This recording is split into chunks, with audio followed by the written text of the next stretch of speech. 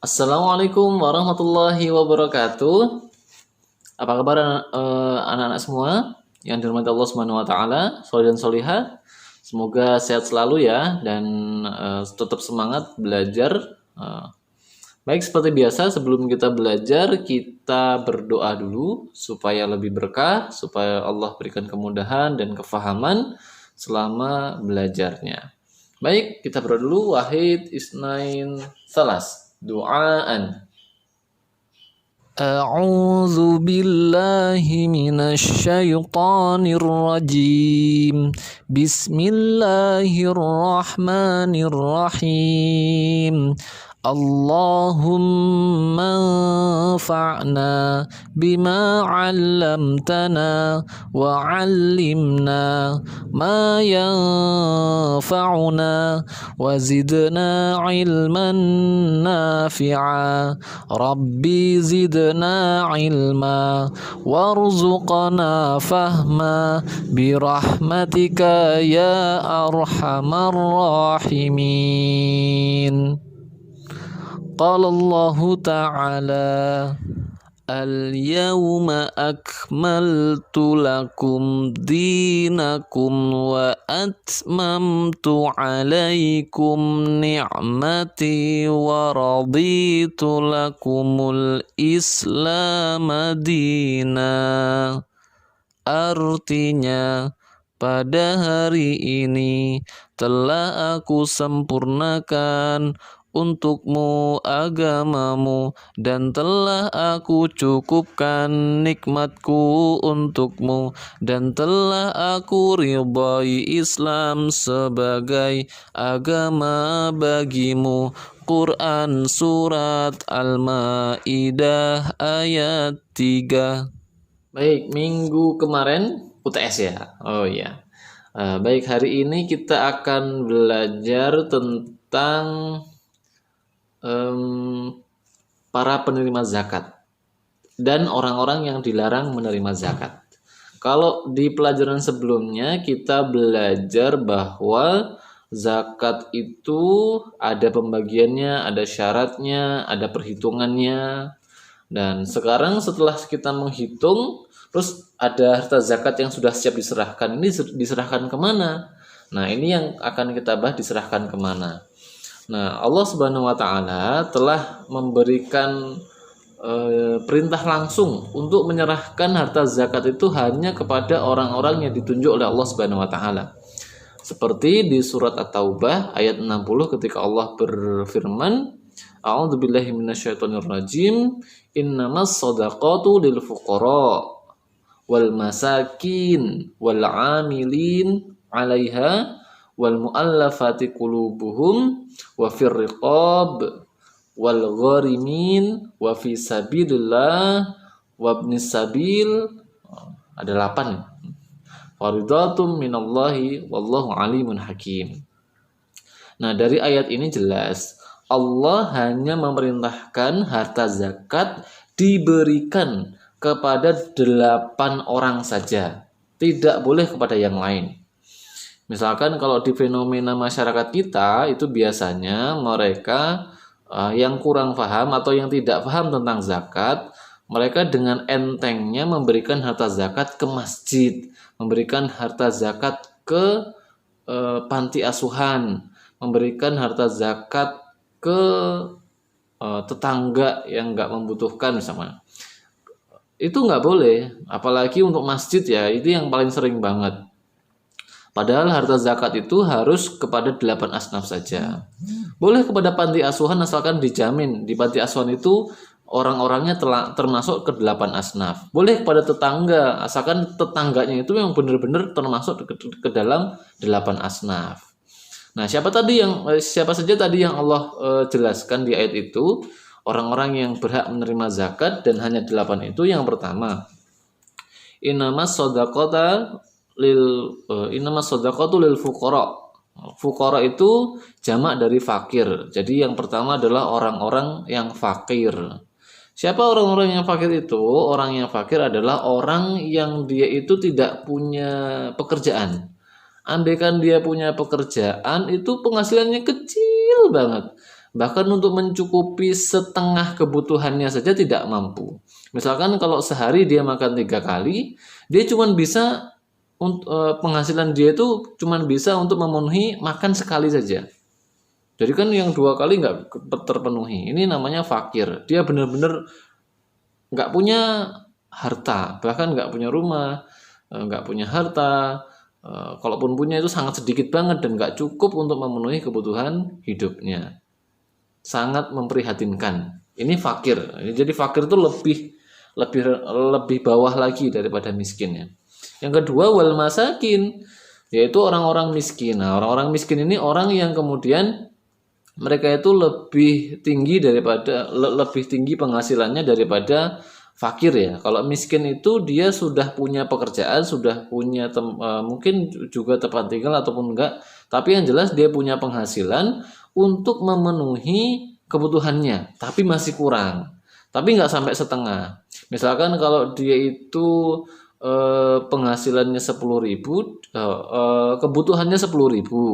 Tapi penghasilannya cuma 7.000, jadi kan masih kurang tuh. Tapi kan lebih dari setengah. Kalau setengahnya 10.000 kan 5.000.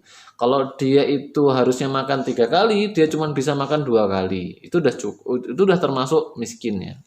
Jadi karena dia kurang untuk memenuhi kebutuhannya, maka dia termasuk miskin. Nah, orang miskin ini dia berhak menerima zakat. Zakat apa saja ya? Baik itu zakat dari zakat fitrah, zakat emas, zakat pertanian, zakat peternakan, semuanya harus diarahkan ke 8 ini. Nggak boleh ke yang lain. Nah, yang kedua tadi adalah miskin. Jadi fakir, miskin. Yang kedua adalah wal amilina 'alaiha, dan amil yang mengelola zakat ya. Tetapi amil ini bukan amil sembarangan. Amil ini jelas, amil ini adalah orang yang ditunjuk oleh khalifah, orang yang ditunjuk oleh negara untuk ngurusin masalah zakat. Dan kenapa dia dikasih? Karena dia nggak digaji oleh negara, maka dia mendapatkan harta zakat. Tapi kalau dia digaji oleh negara, maka dia nggak dapat harta zakat. Maka amil-amil awas, jangan mudah mengaku amil. Yang berhak menunjuk benar-benar ini amil yang berhak itu ya Allah dan Rasulnya. Jangan mentang-mentang merasa, oh saya kan ngurusin zakat di masjid berarti saya amil. Oh enggak. Jadi ada kriteria khusus ya. Jadi amil itu harus ditunjuk oleh negara atau khalifah yang kemudian dia nggak digaji karena tugasnya itu, maka dia berhak diberikan harta zakat. Nah, yang ketiga amil. Yang keempat adalah mu'allafa qulubuhum, mu'allafati qulubuhum, dan orang-orang yang dilembutkan hatinya. Maksudnya adalah mu'allaf, orang yang baru masuk Islam itu mu'allaf namanya. Kenapa diberi zakat? Karena supaya mereka semakin nyaman dengan Islamnya dan tidak kembali ke kafir gitu. Yang kelima wafir riqab, dan riqab ya. Dan yang kelima adalah untuk riqab. Riqab itu adalah hamba sahaya yang punya kemungkinan merdeka. Jadi kalau zaman dulu itu ada budak ya, ada budak yang punya perjanjian dengan tuannya ya. Wahai tuanku, kalau nanti aku bisa bayar berapa, nanti aku bebas. Misalkan tuannya menyepakati kamu bebas kalau kamu bisa membayar 10 juta kepadaku. Maka dia boleh diberikan harta zakat supaya dia bisa membayar dirinya, supaya dia menjadi orang yang merdeka dan bukan menjadi budak lagi. Nah, itu riqab namanya. Soalnya budak ada banyak macamnya ya. Nah, yang selanjutnya yang keenam adalah gorimin. Gorimin itu siapa, Ustaz? Gorimin itu adalah orang yang punya hutang.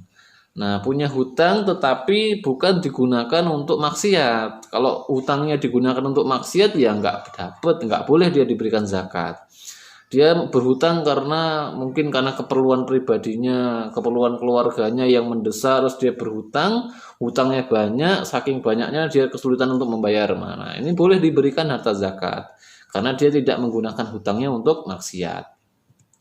Yang ketujuh itu adalah fisabilillah, atau orang-orang yang berjuang di jalan Allah, berperang di jalan Allah. Jadi memang ini khusus untuk orang-orang yang berjihad ya, orang-orang yang berperang di jalan Allah. Nah, mereka itu yang berperang itu nggak digaji negara, makanya mereka boleh diberikan harta zakat. Kalau yang digaji negara, tentara yang digaji negara begitu kan, itu nggak berhak mendapatkan zakat karena dia sudah dapat gaji. Tapi kalau dia nggak dapat gaji, maka dia harus diberikan harta zakat. Yang kedelapan dan yang terakhir ini ya adalah Ibnu Sabil. Ibnu Sabil itu musafir. Musafir itu orang yang sedang dalam perjalanan, dan ingat nggak semua musafir dikasih. Hanya musafir yang berjalannya itu untuk ketaatan kepada Allah. Kalau musafir itu jalannya untuk maksiat, maka nggak boleh dikasih. Nah, sedangkan orang musafir ini bukan orang yang kaya, dia begitu berjalan itu ternyata kesusahan, kehabisan bekal, kesusahan, maka dia boleh diberikan harta zakat. Kalau dia uangnya banyak, jalan-jalan jauh-jauh, walaupun nggak untuk maksiat, tapi dia punya bekal yang banyak, nggak kesusahan, maka dia nggak berhak mendapatkan harta zakat. Gitu ya, itu yang 8 asnaf yang wajib untuk diberikan harta zakat, dan hanya itu, tidak boleh harta zakat digunakan untuk selain mereka. Nah, kemudian sekarang ada golongan yang tidak boleh menerima harta zakat. Siapa saja mereka? Yang pertama adalah keluarga Nabi, yaitu keturunan Nabi Muhammad, para habaib, para syarifah. Nah, keturunan Nabi itu nggak boleh dapetin harta zakat karena Rasulullah bersabda, sesungguhnya zakat tidak dihalalkan bagi Nabi dan keluarganya. Hadis riwayat Muslim. Ini jelas bahwasanya Rasulullah melarang keluarganya untuk menerima harta zakat. Bahkan dulu kisahnya ada cucunya Nabi Muhammad, yaitu Hasan bin Ali, anaknya Ali bin Abi Thalib.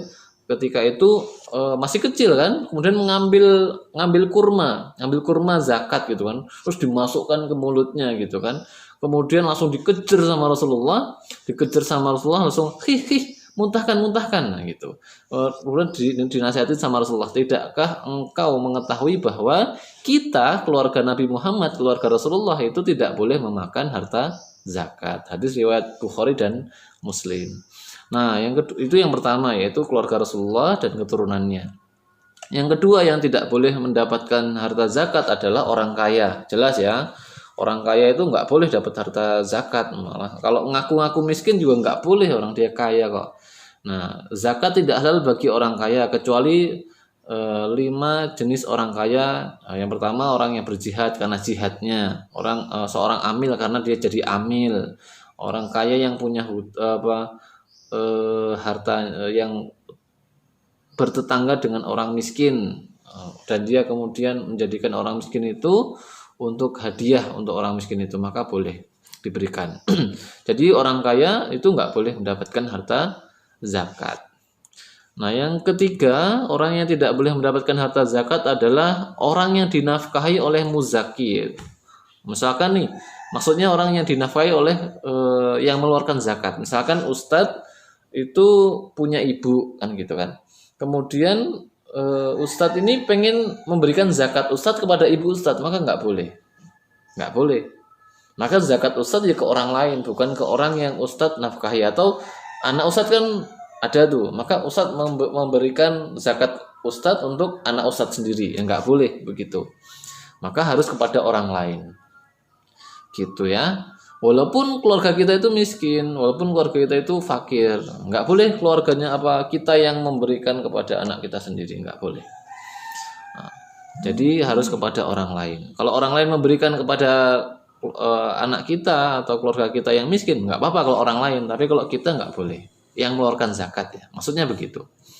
Nah, yang keempat adalah orang kafir. Orang kafir itu sebagaimanapun keadaan mereka, miskin, teraniaya, kesusahan, nggak boleh diberikan harta zakat karena memang nggak ada contohnya dari Nabi dan memang dilarang. Ajarkan kepada mereka bahwa Allah mewajibkan kepada mereka zakat harta mereka diambilkan dari orang kaya mereka dan dikembalikan kepada orang miskin mereka. Jadi hanya untuk orang miskin dari kalangan kaum muslimin, tidak dari kalangan orang-orang kafir. Kemudian yang kelima yaitu adalah budak. Nah, budak ini beda dengan rikob. Kalau budak yang ini adalah budak yang dinafkahi oleh tuannya, yang dia itu memang budak terus selamanya, nggak ada kemungkinan untuk bebas kan gitu. Nah, ini budak yang seperti ini nggak boleh dikasih zakat karena dia udah dapat nafkah dari tuannya. Ini termasuk ke golongan yang ketiga juga, yang sudah dinafkahi oleh seorang muzaki. Budak ya, nggak boleh. Nah, itu tadi adalah yang berhak menerima zakat dan yang tidak boleh menerima zakat. Jadi jangan sampai salah sasaran ya ketika nanti bayar zakat hanya kepada 8 asnaf dan jangan kepada yang 5 tadi itu. Oke. Barakallahu fikum, sampai di sini semoga bisa difahami pelajaran fikih kita. Kita tutup ya sama-sama dengan membaca lafaz hamdalah dan doa penutup majelis. Alhamdulillahirabbil alamin. Subhanakallahumma wa bihamdika asyhadu an la ilaha illa anta astaghfiruka wa atubu ilaik. Kurang lebih mohon maaf. Wassalamualaikum warahmatullahi wabarakatuh. Bye bye.